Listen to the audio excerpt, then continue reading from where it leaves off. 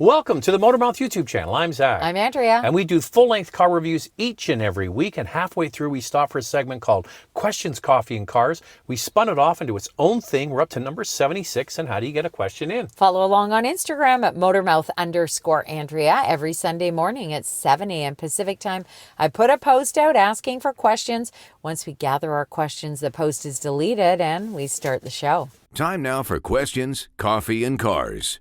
Your questions from Instagram. I never miss your QCNC. So much fun to watch. Thank you. Keep up the great work. Will VW ever bring their hybrid models to the North American market? I'm really interested in their hybrid or plug-in hybrid Tiguan. They used to have a hybrid Jetta.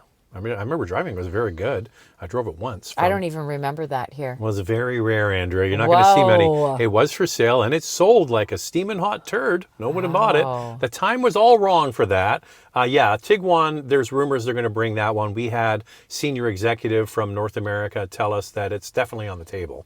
Yeah, they're not. But then we spoke to the PR person, and he said, maybe not. They're too expensive. So, you know what? I would say hybrids are not coming, but plug-in hybrid, maybe. Will it happen when the Tiguan gets a refresh? Yep. No. I don't think it's coming right away. We'll nope. see.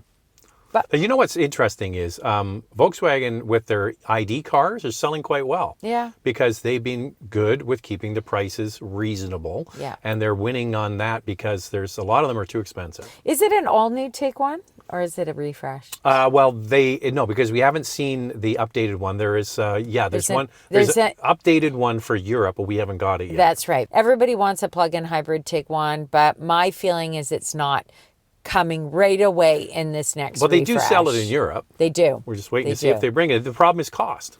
What do you guys make of rumors that Apple is purchasing Rivian? Yeah. Well, I don't know. I don't know about Rivian. I have a better shot at getting Fisker at a bargain basement price because Fisker's on the ropes. I don't think Rivian, with the hype around their new R2 and R3 models, might need to do that. No, I'm actually surprised about this rumor. I don't think so. I think that Rivian, it sounds like they're on the right path. They're pretty focused as to what they want to do. I don't think it's going to happen. That's just my opinion. Now, they have had so many different dance partners over, like when they first launched, it was Ford and it was Amazon. And there was, there's one other that was in there, and then they all walked away, and Rivian's on its own. But I think with the introduction of these two new products, people are excited about that. And even though sales might be slow with the existing ones, they'll bridge the 18 months until they come. They needed to come out with something that is less expensive, and they've done that. So I actually have high hopes for Rivian that they can kind of stay the path.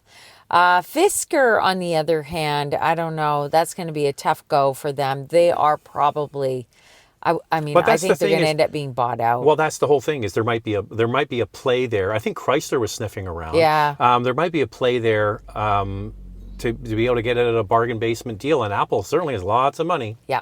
What are your thoughts about resale on a 2023 Mini Countryman plug-in hybrid, 2025 Lexus UX300H, or a new 2025 Mini Countryman S ICE? Well, what I know is that all of them have good resale value. Mini seems to hold its value, as does Lexus. And that UX300H, we haven't driven it yet, but we have a viewer who bought it. And he said the difference in power between that and the previous model, he says it really does make a big difference. So I look forward to driving that. So that's basically running in the updated Prius right. drive system, right? Yeah. So the difference from the old Prius to the new Prius is night and day. So that'll help the UX a lot. Oddball shape, not that useful. Very small back seat and cargo area. The Mini is just way more practical day in and day out. Bigger, more fun to drive. The problem with plug-ins is that if the range isn't very good, they don't seem to have good resale value, those ones. No, and the range of the Mini plug-in hybrid isn't great. The UX hybrid gets excellent fuel economy, and it's really a good one. Andrea's pushing for the UX. I like Can it, you but hear it's it? not very big. That's No, the problem. it's tiny. Rear seat legroom is small, and cargo space is small. But so. but the regular Countryman is just a blast to drive. So fun. So fun. Best car show on YouTube, hands down. Nice. Thank you. I was interested in the new CX-70, but couldn't wait until the fall. Just put a deposit for a CX-90 preferred all-wheel drive instead. Except for the slightly different exterior, what are these two cars' differences? Am I missing something? Well, you're missing the third row of seats. But really, you're not missing much. Yeah, well, we're going to be driving it in about a month. We're going to Palm Springs to drive it. Yeah. So we're looking forward to getting our hands on it to see if there is any difference, if they calibrated the suspension differently, because the platform, the engines are the same, right? The interior is modified, slightly different materials, but the same layout. So they can alter things like the suspension. They could. And they could change like the transmission calibration, maybe to make it a little livelier, but I don't think there's going to be much difference. It's basically the third row. When we did our first look video of the CX-70, some of you had mentioned the cup holders are in the cargo area, just like the CX-90 third row. I asked Mazda, I said, do you think you're going to get rid of those cup holders in the finished product? And he said, no. You know what also has cup holders in the third row where there is no third row is the Land Cruiser. I know. Land Cruiser has cup holders back there and there's no third row because it's sold as a Prado in other markets and has a third row. We don't get that. So here's a great thing about having cup holders in the cargo area. Tailgating. Sometimes I actually do have a coffee and I'm taking groceries out of the back and I worry I put it on the carpet of the cargo floor. Is it going to fall over? Am I going to knock it? I could put it in the cup holders. CX-70's in your future, Andrea. Right? I mean, it's very possible. Hi, love the channel for a few years now. Thank you guys for the amazing content. I know you guys work hard on this. Thank you so much. My question is, I'm going to get an Audi Q3 and I'm wondering in Canada, what package should I get? And also which trim is the most value for the money?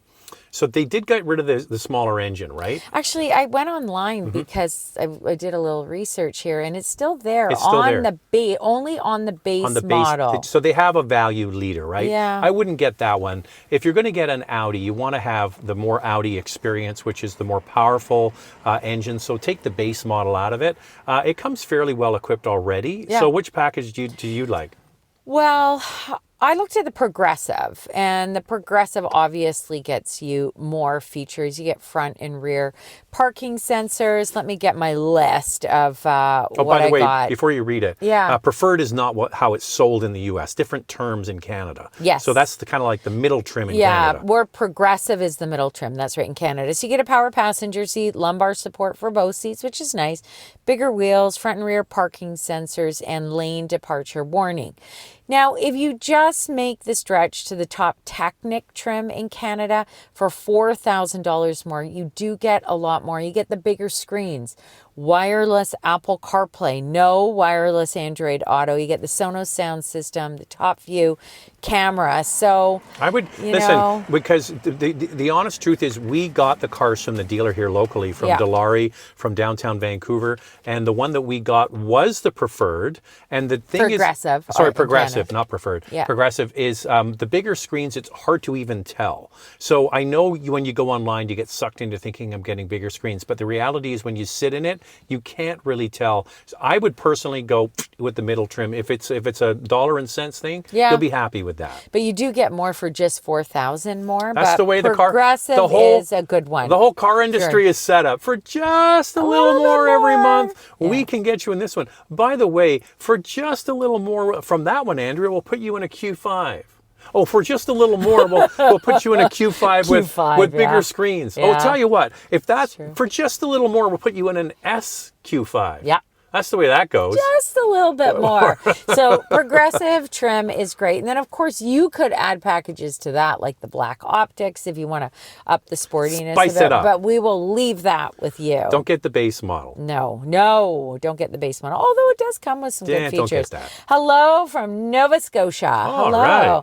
I'm a big fan of your channel. Thank you. The lease on my 2020 BMW X2 is almost over. And I'm in the market for a compact luxury EV or plug plug-in hybrid and plan to have the charger installed in my garage. I'm open to a car SUV, but not a huge fan of getting in and out of super low vehicles. Wondering what your recommendation is in this class. Secondly, what are your thoughts on light colored interiors? I absolutely love them, but with my blue jean stain, is that a real thing? Okay, I'm going to work backwards on this one. So the thing about the synthetic seats on many cars is they're much easier to wipe down. Yeah. So you've got to know that you can get a good kind of cleaner for your car, especially if you're getting the synthetic seats, and they're so good now. Yes. You really can't, I can't believe it's not butter. You can't tell it's not leather. And sometimes they're actually softer than the leather that is offered on some products. If you're not in a rush, maybe get the X3 plug-in when it comes next year. That's a That good might be one. a good one. X3 plug-in hybrid, it's going to have more range, we hear. Those numbers haven't been announced yet.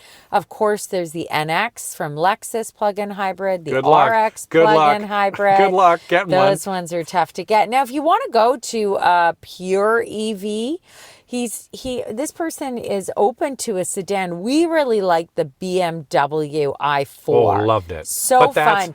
Did you find it hard to get in and out of that a little bit? Listen, Yeah. if I like the car, I'll live with that. I didn't find it too bad, but I don't know if you've got, any like a bad hip or something. I don't know. But, you got to try it out. But the i4, man, oh man, what a car. I loved it way more than the i5. Do you know which one I really like, but it gets up there in price? Is the Genesis GV70 electric. Yeah, that's very good. Fantastic. Yeah, that's Fantastic. very good. That So just won there's the quite a few good Automobile ones. Journalists Association of Canada's SUV, electric SUV. The wonderful thing about BMW electric vehicles, most of them are tuned for great handling. They're quite dynamic to drive for an EV, which is why I lean towards them. So definitely drive a few of them and get a feel for what you like. I also like the Mustang Mach-E. Zach doesn't like it as much as me. I'm going to throw one out there. The Polestar. The Polestar was actually a lot of fun to drive, and I liked it, and it was comfortable. It's a nice size, like a sedan.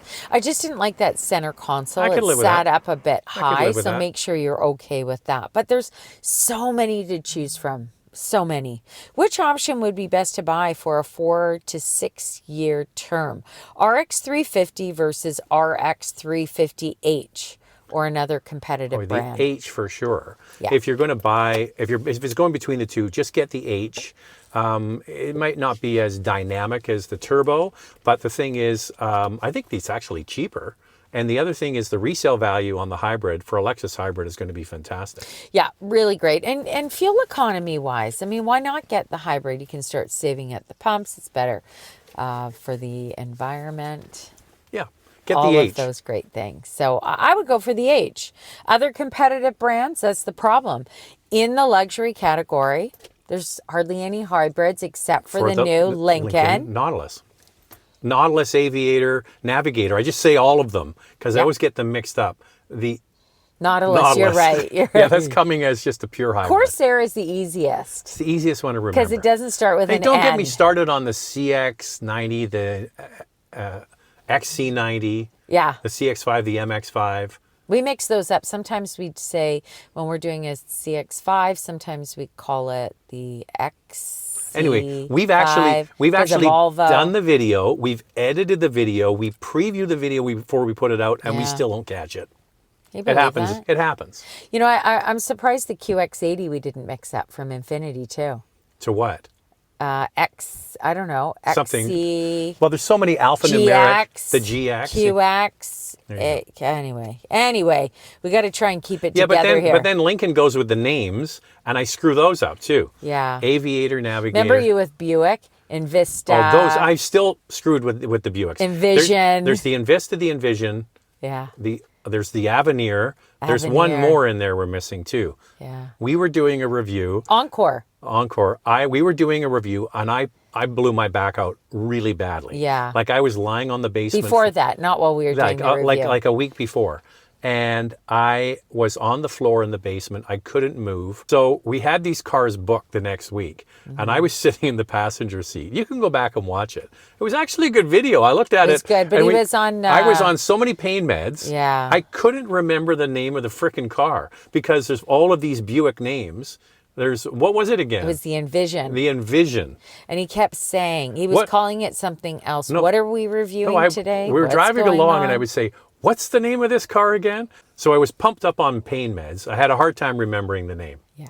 Would you buy a higher trim of a lower end model or the lower trim of a higher model? Which one loses value sooner in the long run? Oh boy, this is the age-old question. So one thing about Zach, I have to say, he's always like, get the highest trim. I don't want the lowest trim. I want the highest trim.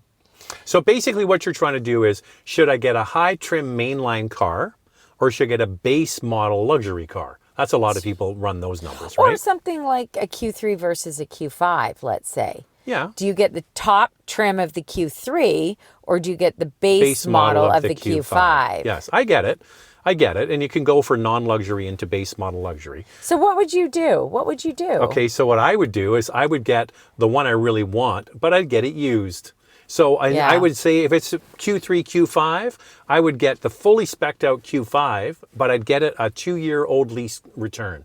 And that's the one I would get. And I would get it certified pre-owned, and I would get the extra warranty. So I can have it all, Andrea. I can have the car I want with all the features I want at the price I want. I get it 2 years old. Okay, so That's what I would do. yeah, and I think that's a good idea. But if you are focused on getting a new vehicle, what would I do? I would check out the specs of the Q. We're just going to use the Audi, for example. I'd check out the specs of the Q5. And then I would check out the specs of the top trim Q3, see what I'm missing, and then go from there. But it's so car specific, right? It really is. It's so car specific because you're often mixing apples and oranges, and even in different car lines of the So same tough. brand, you get features in some you don't get in the other. So That's right. it's really a bit of a but you know what? Take my advice. Buy the car you want with the features you want. Just find one that's like Affordable for you. 2 or 3 year lease return, low mileage on it. Hammer out a deal, get the extended warranty, and drive it away. How good will the 2024 VW Atlas on a leasing model for 2 or 3 years before firming a decision on an EV? Or do you think EV subsidies and other benefits will lapse by the next 3 years? So it sounds like he wants to lease a 2024 Atlas until he decides to jump into the EV purchase. Well, it's funny you mentioned Volkswagen, and we had a lot of Atlas questions lately, they have a great calculator online, and they actually show you the residual value, which is one of the great tools that Volkswagen has. So if you go on there and it says after 2 or 3 years, maybe it's 60% residual value, you get a lower monthly lease term. So it's not a bad way to go to lease a car for a couple of years now to see what happens with the EV space and let it all kind of wash out, because there's a lot going on. Okay, two main things. Major election in the United States. Yeah. So if Donald Trump comes in, he might not. What's going to happen with the EV mandates? Major election in Canada in the next 18 months. Yeah. And what's that going to do to these mandates? We've already heard Quebec's rolling back their mandates in 18 months. So there's a lot of moving pieces. Tesla's dropping their prices. Are the Chinese going to come? It might not be a bad thing to do. Yeah, and for subsidies, I don't think that within 3 years the federal government in Canada is going to get rid of the $5,000 rebate. I think you're okay. But you never know about the provinces. I don't know where you're located, but we see that in Quebec. They're already scaling back. In British Columbia a few years ago, it's basically income-based now. Before you were able to get a rebate. Not based on income, and now that's changed. So yeah, but I would the say, thing is, with the United States tax credit system, they're moving to a rebate model. Is it going to be means tested, and is there going to be some change if there's a change in government? Like, the thing is, all of this stuff that's in place now could change. Because if there's a change in government, anything could happen. So that's what he's asking. Before I jump into the EV, so maybe buy the EV now if you're concerned that the rebates aren't going to be available in 3 years. I mean, no one can predict the future. There's a lot going on, a lot at play, lots of changes to come government-wise. So if you're feeling uncertain and you want that rebate, then maybe jump into an EV now, or get a plug-in hybrid where you get some partial rebates. Or go with the original theory, is lease a 2-year Atlas or whatever the car is, and then see what happens. But Andrew is right. It might evaporate. We don't know. So if the rebate is most important to you, buy an EV now, because no one can for sure predict the future. We just don't know. And that's it for us today. Thanks for watching. If you want to get a question in, follow along on Instagram at motormouth_Andrea. Every Sunday morning at 7 a.m. Pacific time, we put a post out asking for questions. Once we gather our questions, the post is deleted and we start the show. And we'll see you next time.